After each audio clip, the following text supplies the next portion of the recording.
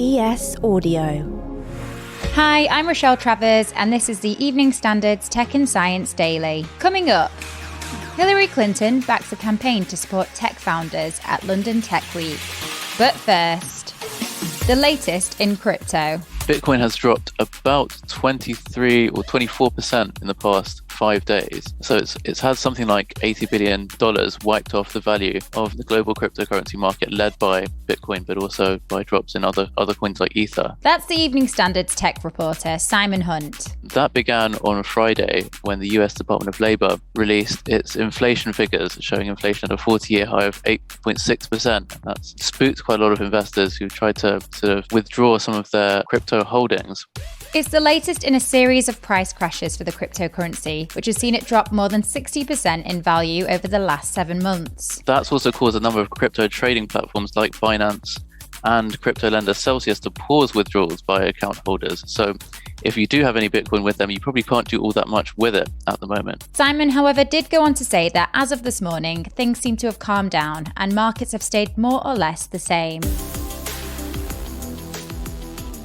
A Pledge Global campaign to increase funding for underrepresented tech founders is getting support from none other than Hillary Clinton. There has been a very obvious and worrisome pushback on women, and not only on personal rights, as we're seeing in my own country, but more generally, a kind of backlash about the advancement of women and minorities and others. Speaking as part of London Tech Week, the former US Secretary of State called on there to be more diversity at the top of tech companies. Sometimes the economy is the tip of the spear. If you can get more unrepresented people into positions of economic authority and power, and they're willing then not to pull the ladder up behind them, but to continue to support others to assume their rightful place in the economy, that will change politics and it will change society. Organised by EQL Her in partnership with Pitch, EQL Pledge is designed to help founders from backgrounds underrepresented in entrepreneurship to secure funding to grow their businesses. Next, Spotify has formed a new safety council to look at its content moderation policies after Joe Rogan's show hit the headlines earlier this year. His thoughts on the COVID vaccine led to many calling for his podcast episodes to be taken down, and numerous artists removed their music from Spotify. Its new safety advisory council aims to make better decisions about content moderation and more generally forming new policies related to that. However, it won't make decisions about specific content or creators. The Marine Conservation Society says there are lots of marine protected areas around the UK in need of specific fishing bans. Some of these sites are being fished for over 5,000 hours each year. And you can't even begin to imagine the destruction that this damaging fishing activity is doing to them. Ella Daish, the campaigns officer at the MCS, explains why bylaws are needed to ban specific types of fishing. So when bottom trawling and dredging is happening, it's damaging the seabed and it's disturbing all of that carbon that's locked in. So it's making it effectively bubble up out of where it's been locked in. So it's really important that we protect those areas to make sure that it remains locked in. It says bylaws have just come into effect for 4 protected areas, but Ella told us that's just 10% of the areas that need them. One of the marine protected areas, Southwest Deeps, actually has the capability to store up to 1.7 million tonnes of organic carbon, which is the equivalent of 1 million return flights from London to Sydney. The bans are said to help boost wildlife, protect the seabed, and slow the impact of climate change.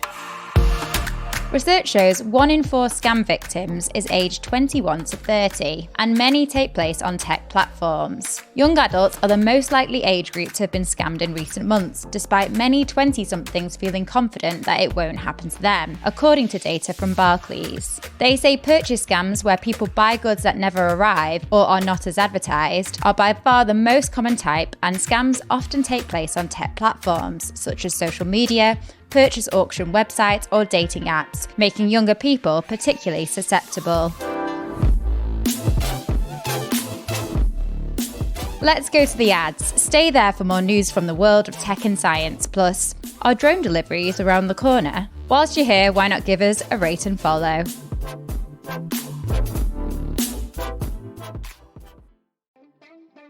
Welcome back.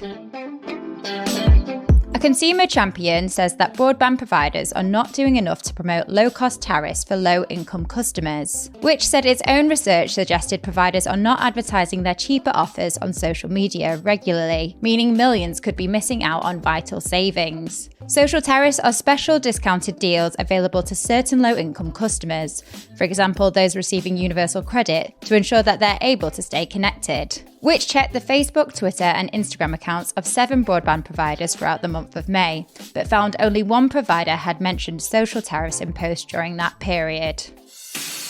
And finally, Amazon is to start drone deliveries for the first time later this year, pending final regulatory approval. The company has said that users in Lockford, California will be able to sign up to have thousands of goods delivered by air to their homes. They've been promising drone deliveries for years but faced delays and reported setbacks. If all goes well, they plan to roll out the service to more locations.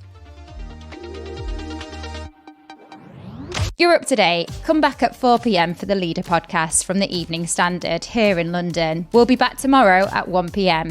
See you then.